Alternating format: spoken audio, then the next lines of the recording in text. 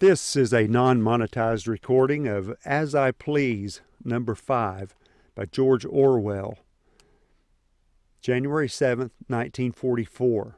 Looking through the photographs in the New Year's honors list, I am struck, as usual, by the quite exceptional ugliness and vulgarity of the faces displayed there. It seems to me almost the rule that the kind of person who earns the right to call himself Lord Percy de Falcon Towers should look at best like an overfed publican and at worst like a tax collector with a duodenal ulcer.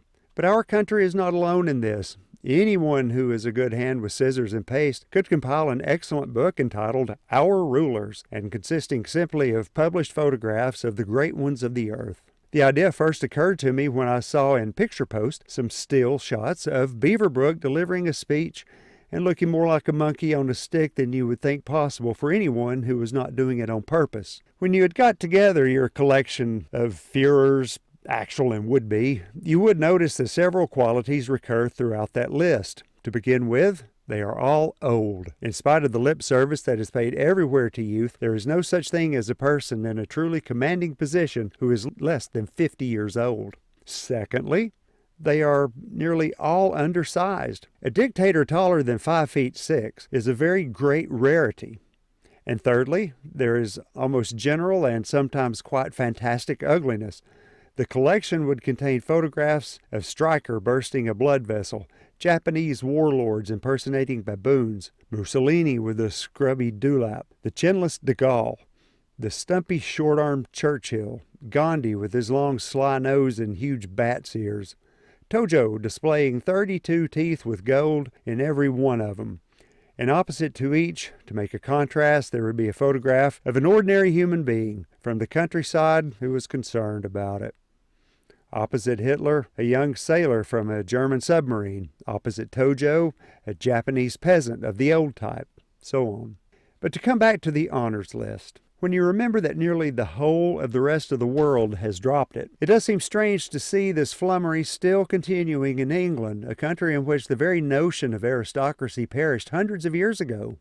The race difference on which aristocratic rule is usually founded had disappeared from England by the end of the Middle Ages, and the concept of blue blood as something valuable in itself and independent of money was vanishing by the age of Elizabeth. Since then, we have been a plutocracy, plain and simple.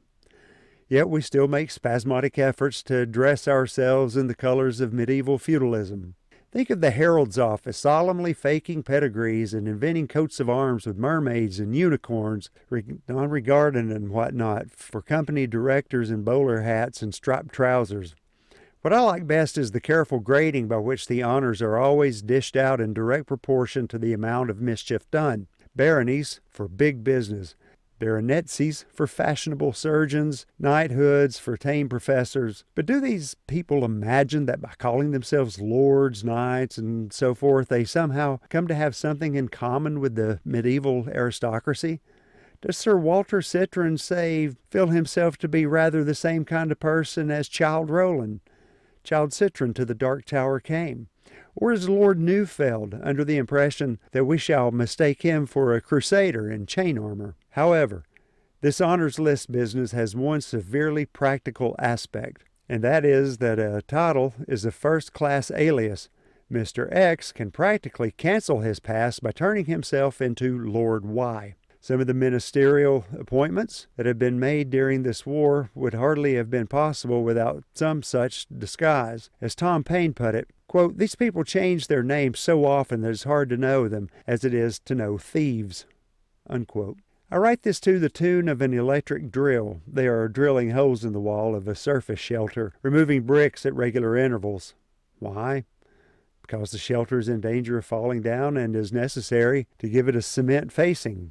It seems doubtful whether these surface shelters were ever of much use anyway.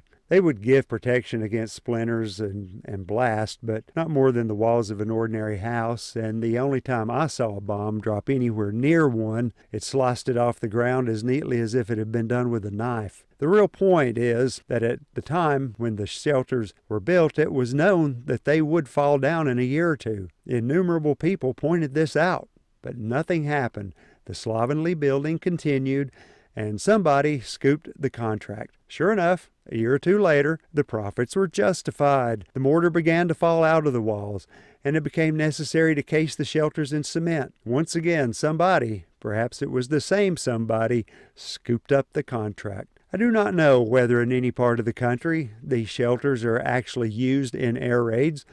In my part of London, there has never been any question of using them. In fact, they are kept permanently locked, lest they should be used for improper purposes. There is one thing, however, that they might conceivably be useful for, and that is as blockhouses and street fighting. And on the whole, they have been built in the poorer streets. It would amuse me if when the time came, the higher-ups were unable to crush the populace because they had thoughtlessly provided them with thousands of machine gun nests beforehand.